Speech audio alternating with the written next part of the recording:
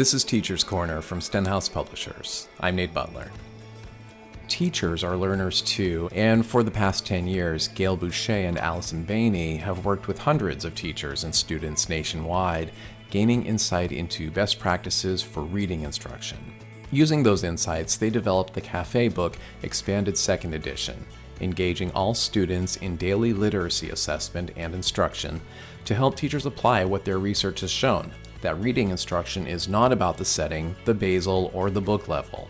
Rather, effective reading instruction is based on what that student needs in that moment. Today's podcast features Gail and Allison reading aloud from their new book. Gail reads the letter to teachers, and Allison and Gail split the reading duties on the introduction. Dear colleague, Cafe originated years ago when my sister Joan and I were working to improve literacy instruction in our own classrooms. We spent years researching, learning, creating, practicing, and refining until we developed a system that was simple and purposeful and produced results. Then we did what many teachers do when they have an idea that works. We enthusiastically shared it with anyone and everyone who would listen, in our buildings, in our districts, and at literacy conferences everywhere.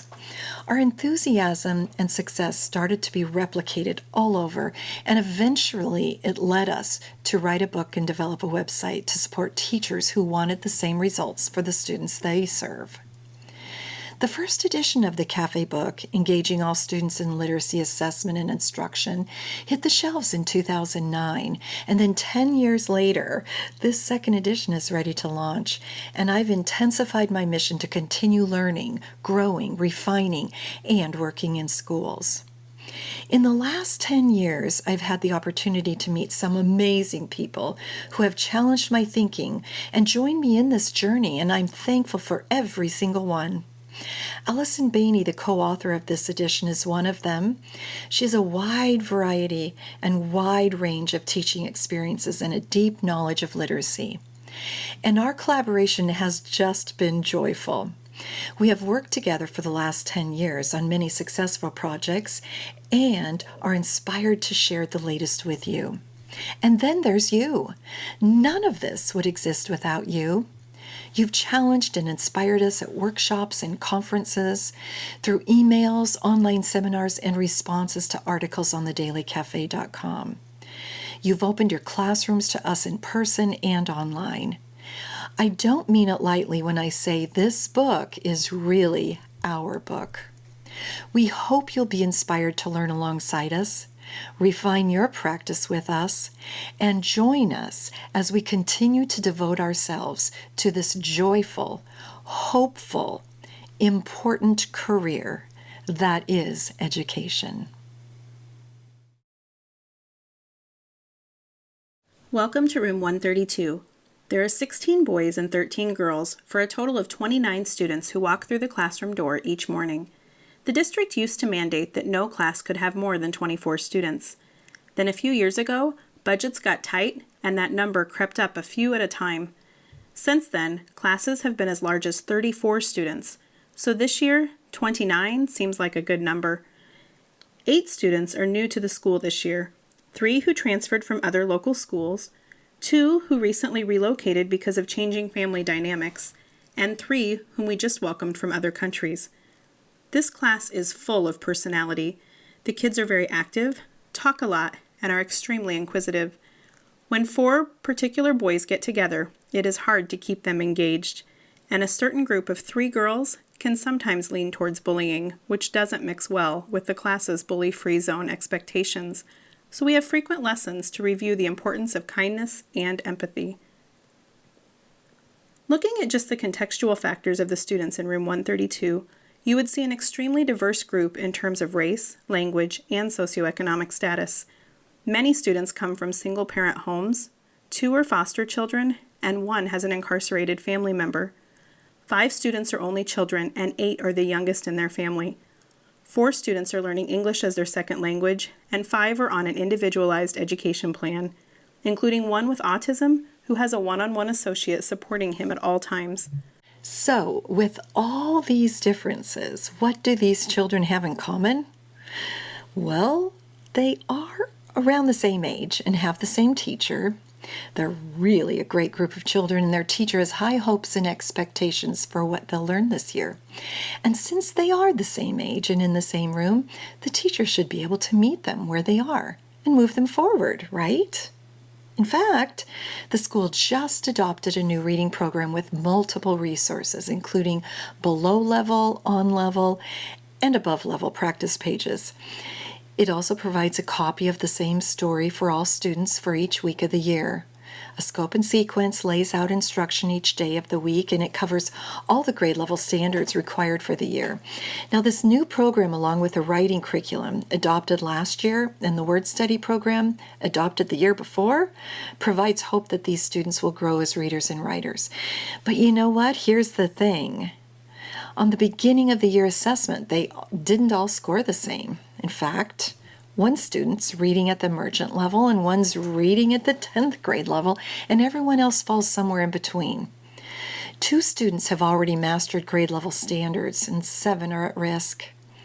Their strengths and struggles are different, and of course, they have multiple learning styles. So, despite the district's best effort to provide high-quality instructional materials, the reality is that a one-size-fits-all approach clearly cannot be the best way to meet the needs in this classroom. This class, room 132, is not unique. It is not Gail's or Allison's class, but instead is representative of nearly every classroom in the world. You can use any room number or almost any teacher's name to identify the class, because this is the reality of today's classrooms. Diverse students, various needs, high standards, and, of course, increasing accountability for both students and teachers. This class belongs to all of us. We are in this together, and these students are our students. So how do we plan and deliver instruction for 29 students so that each child is given an equal opportunity to meet his or her potential? How do we engage students as partners in this process and motivate them to take on the challenge of achievement? How do we document and organize student work and use it to inform our instruction?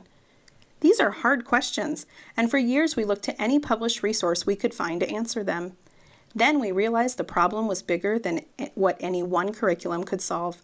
It required relationship building, conferring conversations, and triangulating data, and the only person who could do these things effectively was the teacher. So we took a step outside the neatly packaged curriculum box to assess the situation and develop a plan. The first edition of the Cafe book was the initial solution to this problem.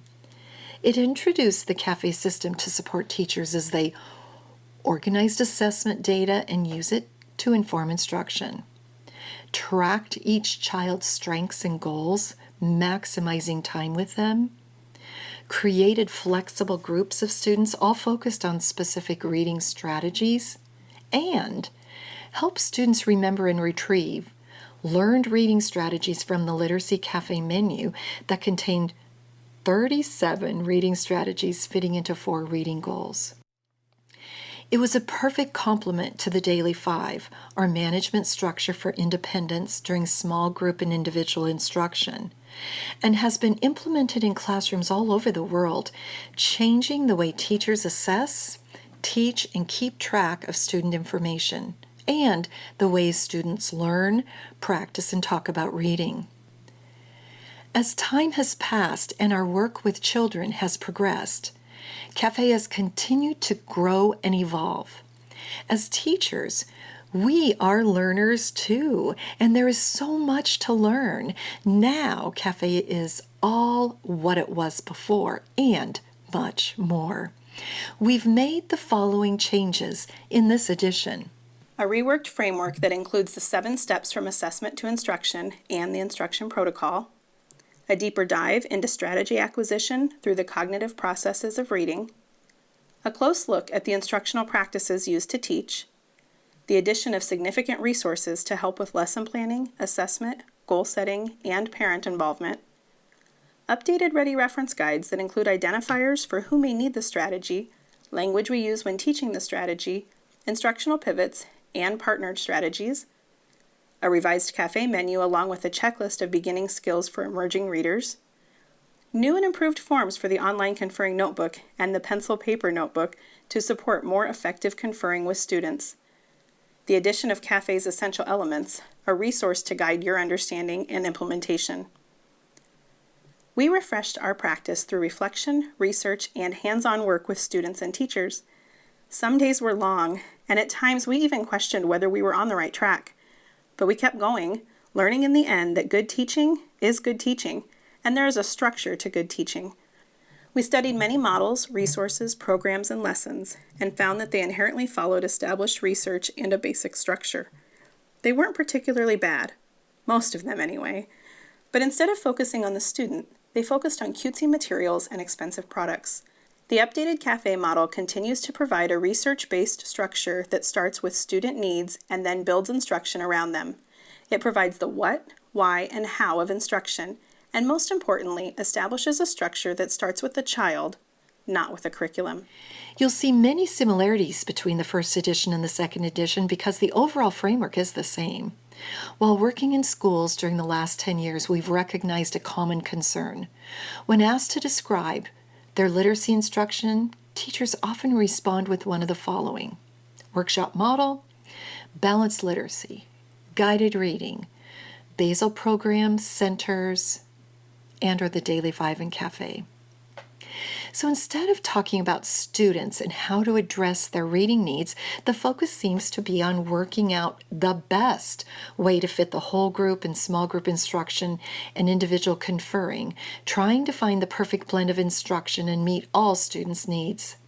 This common perspective caused us to lean forward with the outside-the-box questions. Do we really need a blend of whole group, small group, and one-on-one instruction? Is that the balance we're looking for? Because here's the thing, purposeful instruction doesn't just consist of a set of number of whole group, small group, and conferring lessons, or for that matter, a scripted program. Think about it. When we teach reading based on a setting, whole group, small group, conferring, intervention, rather than focusing our effort on teaching our students, we are in essence doing reading instruction rather than teaching children to read based on their actual needs and strengths. Now we know more, so we must do more. And we are excited to share with you the insights we've gained from practicing what research has shown us for years. Reading instruction is not about the setting or the basal or the level of book a child is reading. Rather, reading instruction is based on each student we are teaching to read as we ask ourselves, what does this particular child need in this particular moment? This new understanding directs what literacy instruction currently looks like in our classrooms. All students are engaged in reading with material that interests them, that they have chosen, and that they can read. And each day, each student is coached with the just-in-time next strategies he or she needs to move forward. Yes, we are serious. This happens every day. And honestly, we find it's easier to teach this way than what we tried in the past. When we stop driving the instruction and instead give our students the wheel, they learn. We start by structuring our literacy block to create this environment in which children are reading, writing, discussing, and questioning, and have us alongside them supporting, guiding, and trusting. This is possible. This is Cafe. The Cafe book, Engaging All Students in Daily Literacy Assessment and Instruction, Expanded 2nd Edition, is available at Stenhouse. You can find Gail and Allison over at thedailycafe.com and Twitter at thedailycafe. That wraps up another episode of Teacher's Corner. Check out our website at stenhouse.com where you can find podcast archives, book previews, study guides, and more. If you haven't done so already, we'd appreciate it if you can take 1 minute to give us a review at Apple Podcast, Stitcher, or whatever podcast player you use. It means a lot. If you've done so already, thank you. Please consider sharing this with a friend or colleague who you feel could get something from it. And as always, thank you for listening. And if you have any questions or comments, we'd love to hear from you. Send your thoughts to us at marketing@stenhouse.com. Until next time, stay safe, sane, and healthy.